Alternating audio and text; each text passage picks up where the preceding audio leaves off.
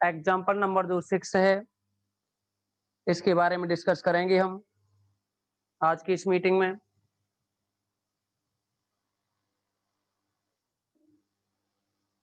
Example 6 में कहा है,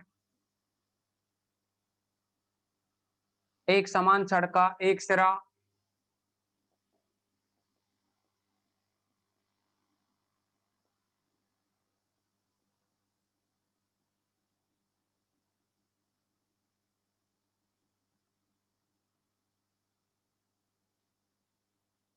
कब्जे के सापेक्ष स्वतंत्रता पूर्वक घूम सकता है।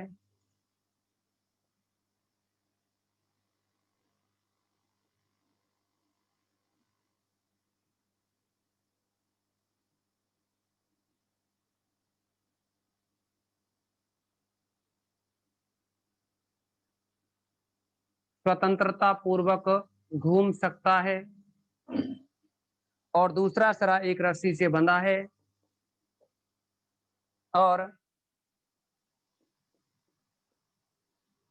दूसरा सिरा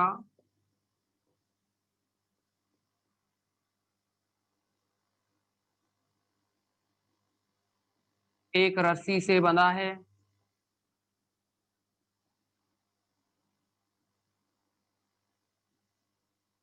जो क्षैतिज से वही कोण थीटा बनाता है।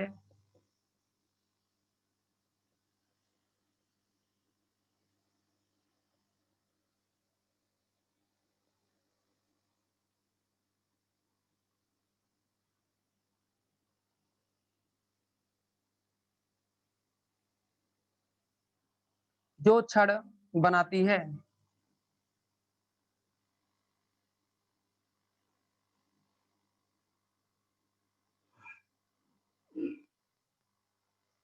यदि छड़ का भार W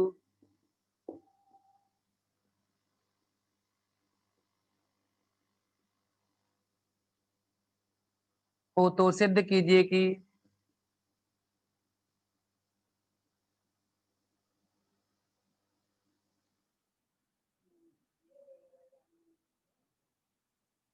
ये प्रीति है, कौन है, कैमरा बंद करो। कब्जे की प्रतिक्रिया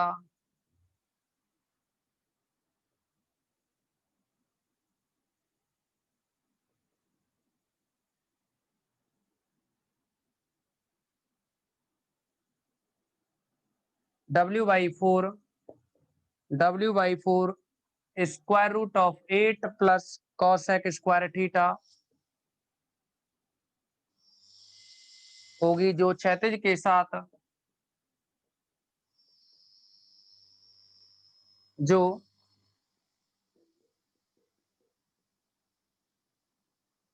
क्षैतिज के साथ tan इनवर्स 3 tan थीटा कोण पर झुकी होगी।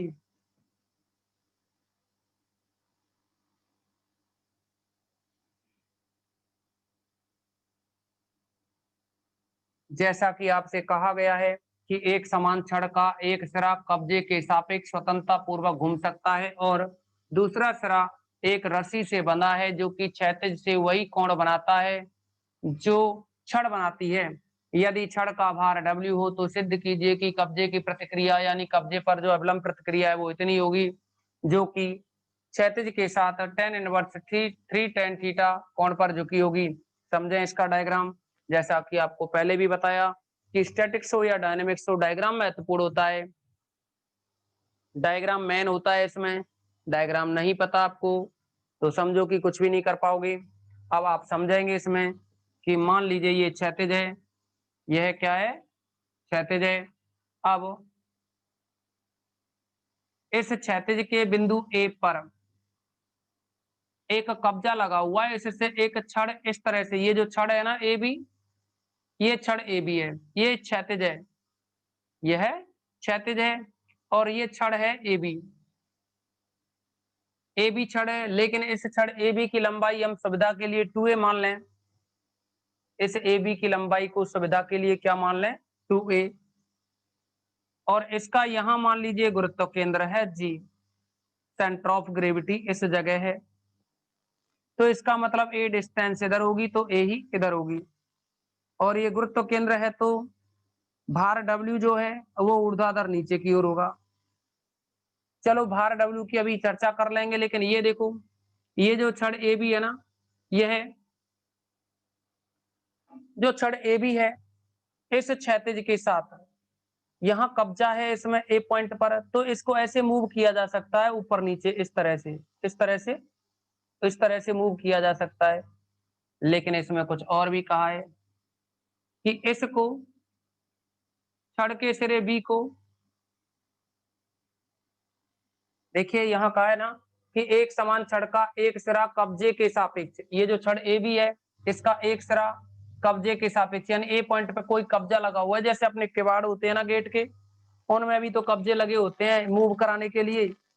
सेम वैसे ही क्या है, खिड़की वगैरह में जो मूव कराने के लिए कब्जे होते हैं ना, सेम इसी तरह से यहाँ भी एक कब्जा लगा हुआ है, जिससे इसे ऊपर उठाया जा सकता है, नीचे भी किया जा सकता है, इस तरह से ऊपर नीचे। लेकिन इसे रोकने के लिए क्या एक रस्सी बांधी गई है इस दूसरे सिरे से, ऐसा कहा है आपसे क्वेश्चन में। दोबारा से सुनेंगे, एक समान छड़ का एक सिरा कब्जे के सापेक्ष स्वतंत्रता पूर्वक घूम सकता है। हमने मान लिया कि कब्जा A पॉइंट पे लगा हुआ है, छड़ A भी है जिसकी लेंथ 2A है, और दूसरा सिरा एक रस्सी से बंधा है।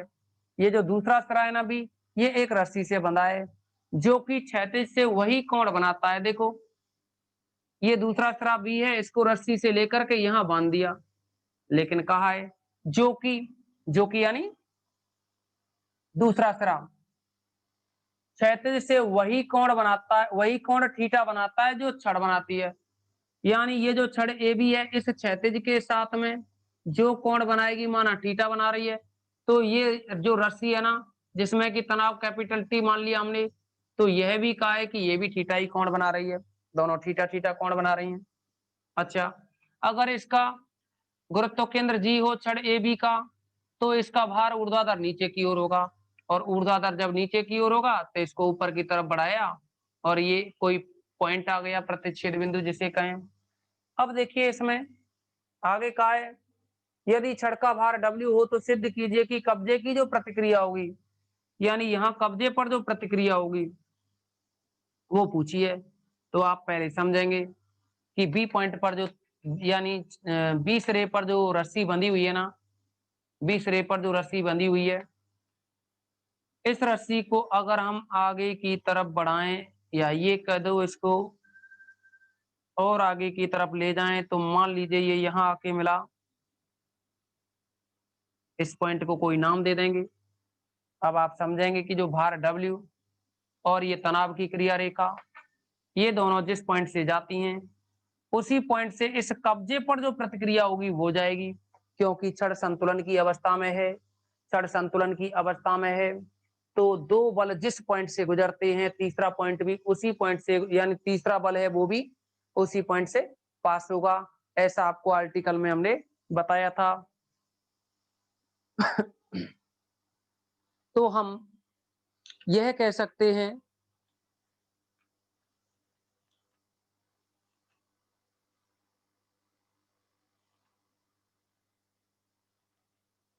तो हम इसमें ये कह सकते हैं कि अगर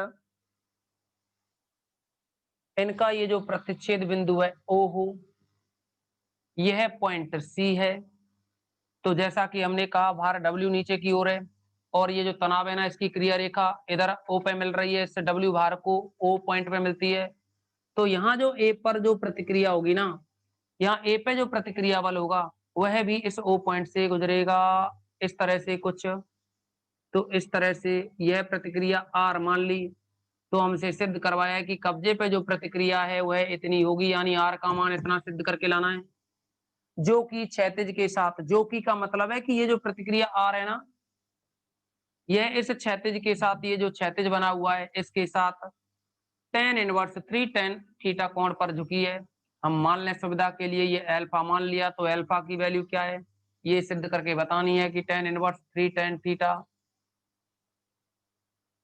तो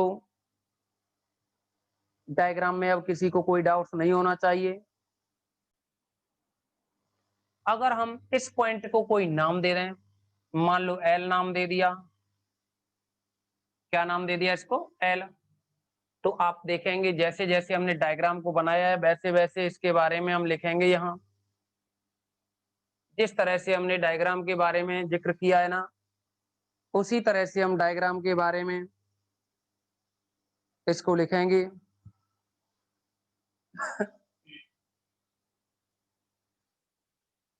तो ये कहें माना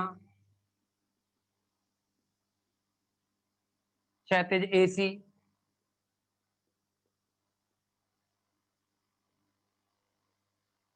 के बिंदु A पर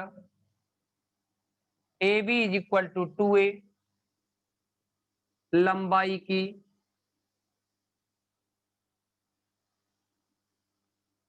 छड़ A पर लगे कब्जे के सापेक्ष स्वतंत्रता पूर्वक घूमती है।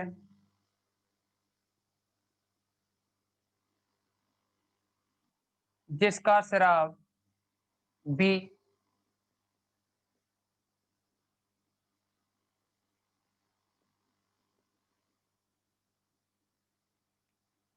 जिसका सिरा B क्षैतिज के बिंदु C से एक डोरी द्वारा बंधा है।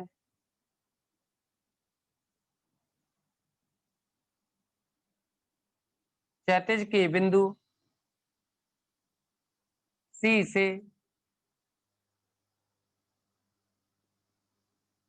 एक डोरी द्वारा बंधा है।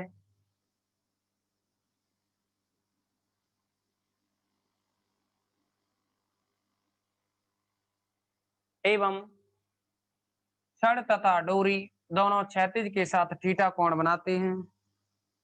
साथ ही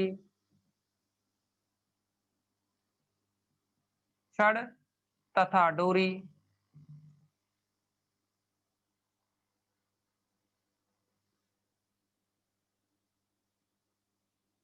क्षैतिज के साथ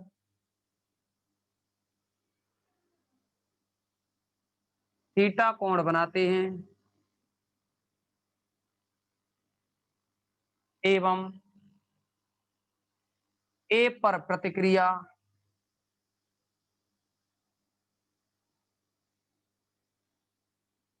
कैपिटल R क्षैतिज के साथ अल्फा कोण बनाती है।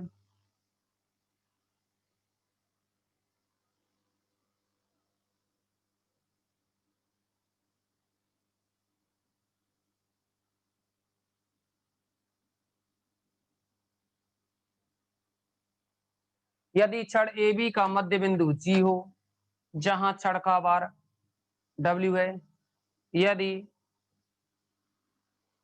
AB के मध्य बिंदु G पर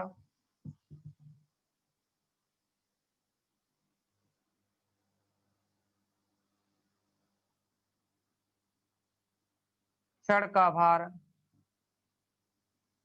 W है, तब संतुलन की स्थिति में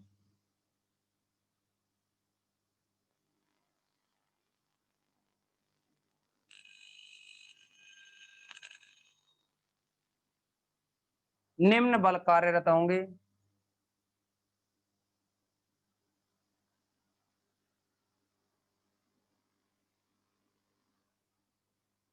नंबर 1, छड़ का भार W ऊर्ध्वाधर नीचे की ओर।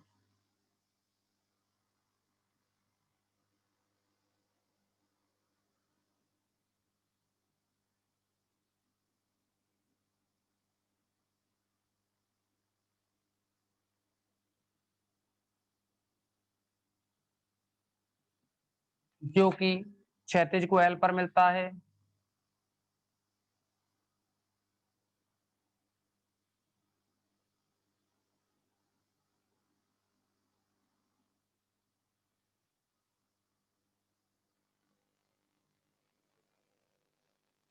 दूसरा होगा इसमें डोरी BC में तनाव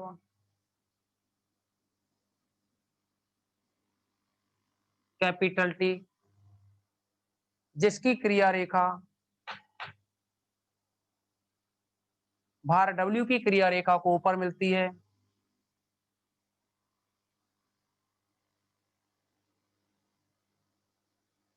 जिसकी क्रिया रेखा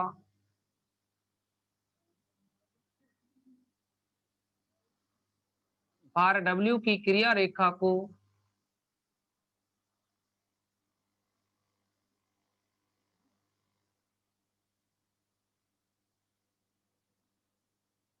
ऊपर मिलती है।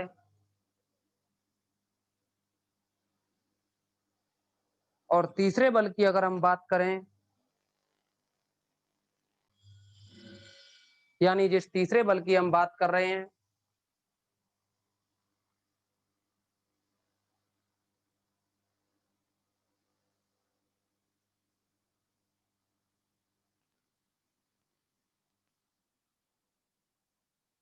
जो कि कब्जे A पर कार्यरत है,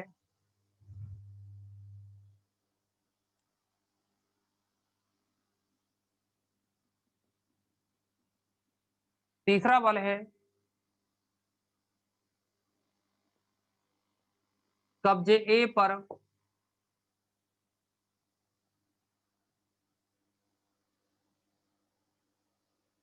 अविलंब प्रतिक्रिया R,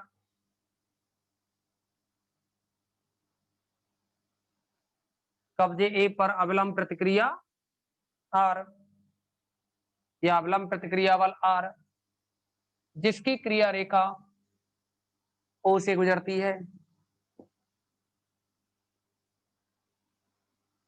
या जिसकी क्रिया रेखा O से गुजरेगी, क्योंकि तीनों बल संतुलन में ना, तो संतुलन की कंडीशन के अकॉर्डिंग हमने इसको लिख दिया। अब हम क्या है कि इसमें एक एमएन प्रमेय जो होती है उसको लगाने के लिए एक तो इस कोण को निकालना चाह रहे हैं, एक इस कोण को निकालना चाह रहे हैं, और इन दोनों कोणों को भी निकालना चाह रहे हैं। तो यहां देखेंगे आप त्रिभुज AOL से, त्रिभुज AOL से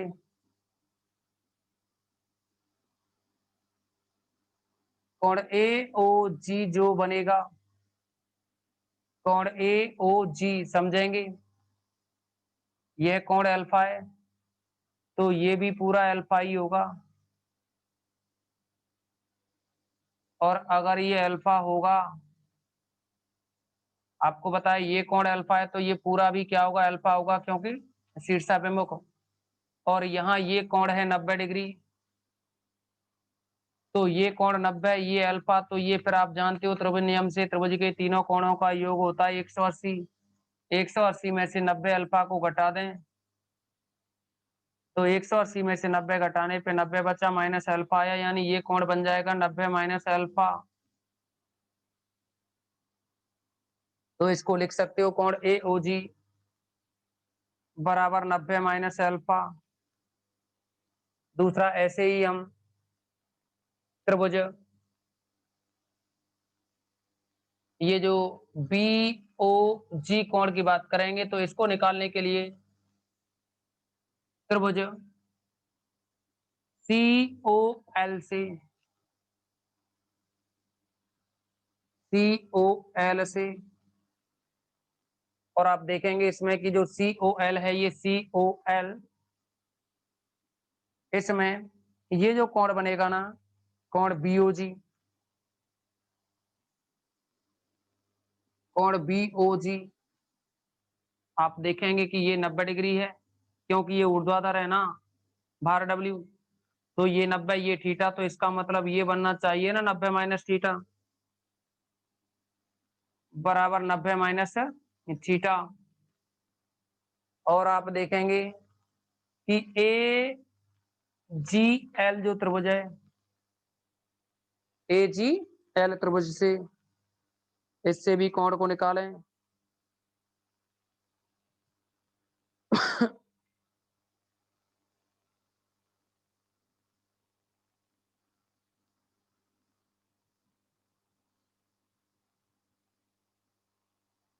तो ये बन जाएगा आपका, आप देखेंगे यहाँ ये 90 है, ये थीटा है, तो इसको लिख सकते हो 90 माइनस थीटा। ये है कोण 90 माइनस थीटा, तो ये भी 90 माइनस थीटा। अब आप देखेंगे कि ये 90 माइनस थीटा, ये भी 90 माइनस थीटा, तो ये भुजा और ये भुजा बराबर होंगी और ये भुजा इसके बराबर है क्योंकि ये ए है, ये भी ए है।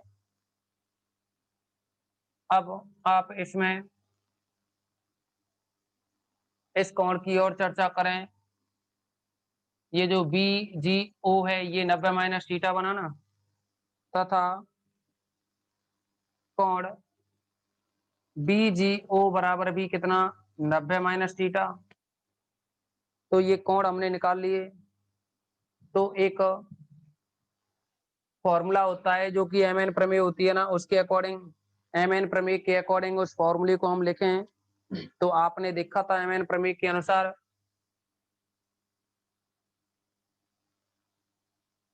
एम अनुपात एन में त्रिभुज एबीसी है ये, यह कोण अल्फा है और यह कोण बीटा है और ये कोण थीटा हो। तो इसके आधार पर आपने लिखा था, दो दो कंडीशन बनी थी। उनमें से पहली कंडीशन थी M plus N cot theta. पहली जो कंडीशन थी वो थी M plus N cot theta is equal to M cot alpha minus N cot beta, यह बना था। तो इस आधार पे देखेंगे आप कि ये जो त्रिभुज बना हुआ है ना ए ओ बी, देखिए ए बी ये है और कुछ इस तरह से त्रिभुज है चित्र में, और ये है यहाँ, ये ए है, ये जी पॉइंट है और ये ए है। यहाँ यह वाला जो कोण है, आपने जैसा कि ये कोण निकाला ना 90 माइनस थीटा है ये कोण, और यह कोण है वो 90 माइनस अल्फा है, ये कोण है वो 90 माइनस थीटा है। इतना आपने देखा। अगर इसको थोड़ा मूव कर दिया जाए, ये पॉइंट ओ है, अगर इसको घुमाया जाए तो ये त्रिभुज कुछ इस तरह से बनेगा, या आप ना रोटेट करें तो भी ऐसे ही समझ सकते हो।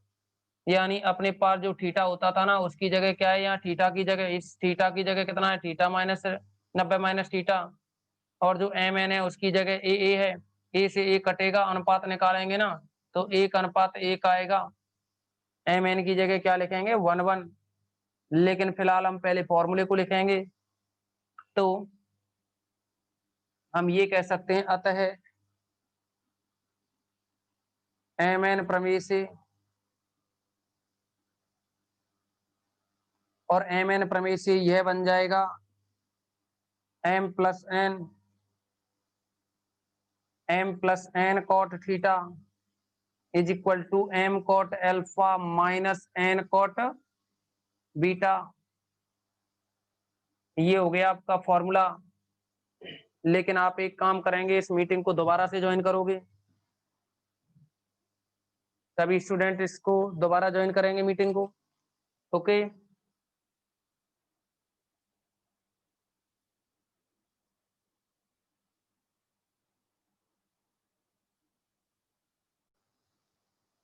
जैसा कि आपको बताया कि इसमें एम एन प्रमेय के अकॉर्डिंग वैल्यू रखी जाए तो यह बनेगी, यहाँ जो थीटा हुआ करता था उसकी जगह 90 माइनस थीटा है, और ये जो अल्फा बीटा है, देखेंगे बीटा उस तरफ है जिधर थीटा होता है, तो ये बीटा की वैल्यू रहेगी, यह बीटा की वैल्यू रहेगी और ये अल्फा की वैल्यू रहेगी। तो अगर हम यहाँ फॉर्मूले में वैल्यू रखें तो यह बनेगा m प्लस एन, तो m और n की जगह ए है ये, तो यहाँ लिखेंगे a plus A cot theta, लेकिन थीटा की जगह अपने पास 90 minus theta equal to m और n अपने पास ए है, तो a कॉट अल्फा, अल्फा की जगह ये जो वैल्यू है ना, देखो थीटा बीटा तो वो होता है जिधर थीटा होता है, अल्फा तो ये 90 माइनस अल्फा हो जाएगा, कॉट 90 माइनस अल्फा। इसी के साथ अगली जो टर्म बनेगी वह आ जाएगी इसमें माइनस एन, एन की जगह तो ए है, कॉट बीटा बीटा की जगह वो वैल्यू रहेगी, वो है 90 माइनस थीटा। तो आप इसे सॉल्व करेंगे, देखेंगे कि ए कॉमन, इधर 2a बनेगा तो एक ए तो कट ही जाएगा, 2 रह जाएगा बस। 2a में से ए कट जाएगा ना कॉमन लेकर के, 2 रह जाएगा। और यह रहा फिर यहाँ cot 90 माइनस थीटा जो बनता है वो tan थीटा के इक्वल होता है। ये tan थीटा हो गया is equal to A cot 90 minus alpha होगा वो tan अल्फा बनेगा। और यहाँ cot 90 माइनस थीटा है, इसको भी लिख सकते हैं tan थीटा। आप इस tan थीटा को लाएं लेफ्ट में तो यह बन जाएगा 3 tan theta is equal to tan alpha. अगर हम यहाँ से अल्फा की वैल्यू निकालें तो alpha is equal to tan inverse 3 tan theta, tan inverse 3 tan theta. तो आप समझेंगे कि ये जो अविलंब प्रतिक्रिया है ना यहाँ ए पॉइंट पर, अर्थात इस कब्जे पर जो प्रतिक्रिया हो रही है वह इस क्षैतिज के साथ जो अल्फा कोण बना रही है, अर्थात जो झुकाव है क्षैतिज के साथ वह निकलता है tan इनवर्स 3 tan थीटा। तो एक पार्ट तो आपने प्रूव कर दिया, इसी के साथ अब दूसरे भाग को भी प्रूव करें।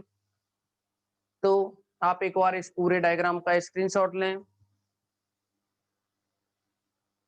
सभी स्टूडेंट इसका स्क्रीनशॉट लें।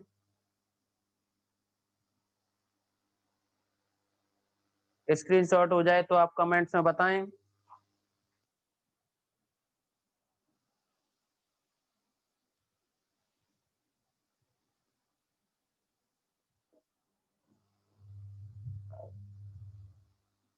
अब इसमें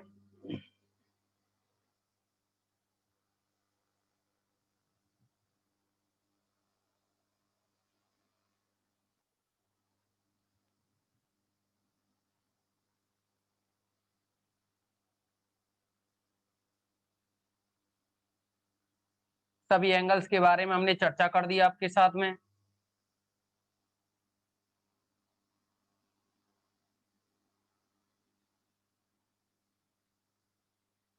एक लामी प्रमेय होती है, लामी प्रमेय आपको हम पहले भी डिस्कस कर चुके हैं। अगर 3 बल लगे हों पी क्यू आर, पी के सामने का एंगल अल्फा है, पी के सामने का एंगल अल्फा हो, क्यू के सामने का एंगल बीटा हो और आर के सामने एंगल गामा हो, तो यह बनता है बल पी अपॉन में साइन के सामने का angle alpha is equal to बल क्यू, क्यू के सामने एंगल बीटा तो इसका sine beta is equal to R upon sine gamma. इसके बारे में हम पहले भी आपके साथ डिस्कस कर चुके हैं। तो आप देखेंगे इसमें ये जो डायग्राम बना हुआ है इसको अलग से बना रहे हैं अब हम। ओ पॉइंट पर, ये ओ पॉइंट है, इस ओ पॉइंट पर डब्ल्यू नीचे की ओर है और ये जो अविलंब प्रतिक्रिया है ना आर, यह अविलंब प्रतिक्रिया आर है। और एक यह टी टेंशन है ना इधर बीसी की तरफ, तो ये बीसी की तरफ है। तो ये हम तनाव टी की बात करें और ये है आर।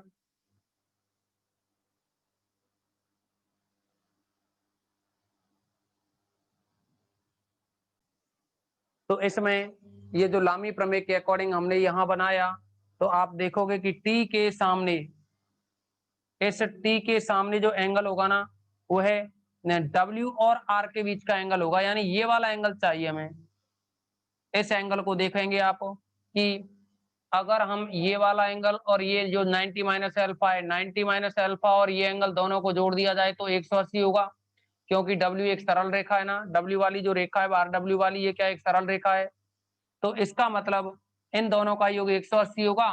तो उस 180 में से इस 90 माइनस अल्फा को माइनस कर दें, 90 माइनस अल्फा को माइनस कर दें, यानी इस एंगल की बात करें तो यह एंगल बना पाई माइनस 90 माइनस अल्फा।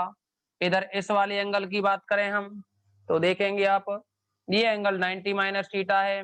तो इधर वाला जो एंगल होगा ये, अगर पूरा देखें डब्ल्यू वाला तो ये पूरा बनेगा उधर की साइड में पाई, उस पाई में से 90 माइनस थीटा माइनस कर दें तो ये वाला एंगल निकल आएगा, ये एंगल निकल आएगा और यह बनेगा पाई माइनस 90 माइनस थीटा। तीसरा इस एंगल की भी बात करें तो आप देखेंगे ये 90 माइनस अल्फा, ये 90 माइनस थीटा, दोनों को जोड़ दो तो 90 90 180, 180 माइनस अल्फा माइनस थीटा यानी 180 यानी pi minus alpha minus theta minus common ले लिया तो अल्फा प्लस थीटा। तो ये तो हो गई एंगल। अब लामी प्रमेय का उपयोग करें। तो जैसे ही हम लामी प्रमेय का उपयोग करेंगे तो आप लिख सकते हो इसमें लामी प्रमेय से। अब लामी प्रमेय से और यह बनेगा आर अपॉन साइन। तो आर के सामने है ये angle pi minus 90 minus theta equal to R हो गया टी। टी की बात करें तो टी अपॉन में इसके सामने का angle sine pi minus 90 minus alpha और डब्ल्यू के सामने का जो एंगल है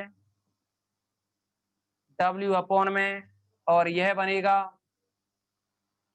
sine pi minus alpha plus theta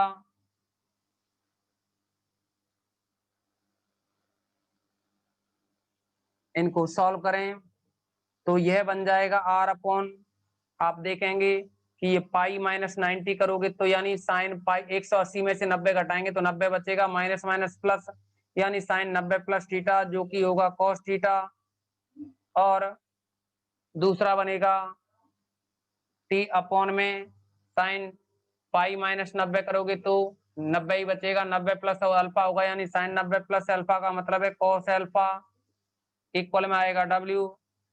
W upon में साइन 180 माइनस थीटा, ये थीटा समझो पूरा तो यह बनेगा कॉस थीटा यानी थीटा की जगह आएगा अल्फा प्लस थीटा। तो आपको इसमें से आर की वैल्यू निकालनी है वो भी डब्ल्यू की फॉर्म में। तो फर्स्ट और लास्ट को अगर हम सॉल्व करें, अगर इसमें से फर्स्ट और लास्ट को सॉल्व करें, सॉरी इसको एक बार सही करें, साइन 180 माइनस थीटा करोगे ना तो साइन थीटा ही होता है, सेकंड में पाई है नो चेंज होगा। तो अगर हम फर्स्ट और लास्ट की कैलकुलेशन को सॉल्व करें तो उस फर्स्ट लास्ट से प्रथम व लास्ट से आर अपॉन में cos theta is equal to W upon में साइन थीटा प्लस अल्फा।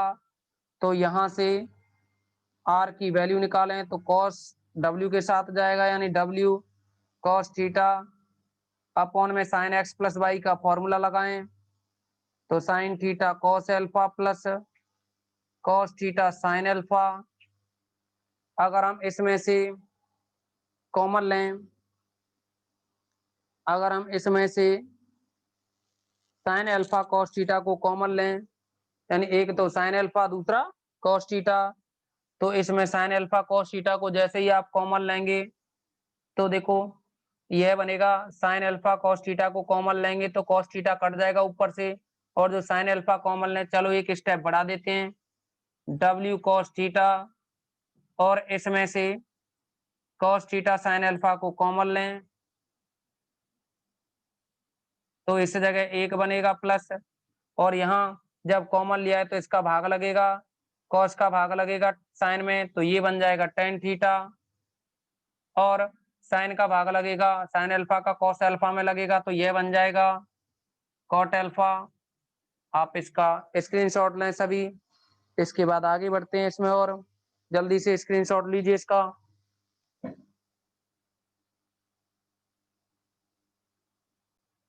आगे बढ़ते हैं इसमें, इन डायग्राम को अब क्या है हटाते हैं यहाँ से, इनकी जरूरत नहीं है, अब इनका काम कंप्लीट हो गया।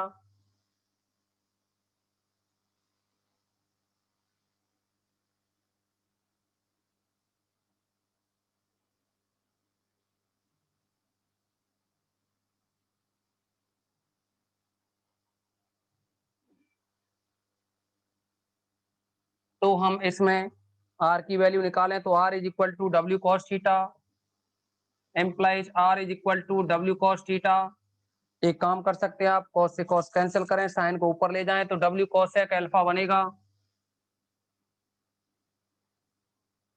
W cosec alpha upon 1 plus tan theta cot alpha 1 plus tan theta cot alpha. आप इस कॉट अल्फा को अगर टेन में बदलना चाहें तो W और इस कोसेक को लिख सकते हैं अंडर रूट में कोसेक स्क्वायर अल्फा, क्योंकि यहाँ कोसेक थीटा की फॉर्म में वैल्यू आ रही है, अल्फा का तो कोई रोल नहीं है, अल्फा हटाना है।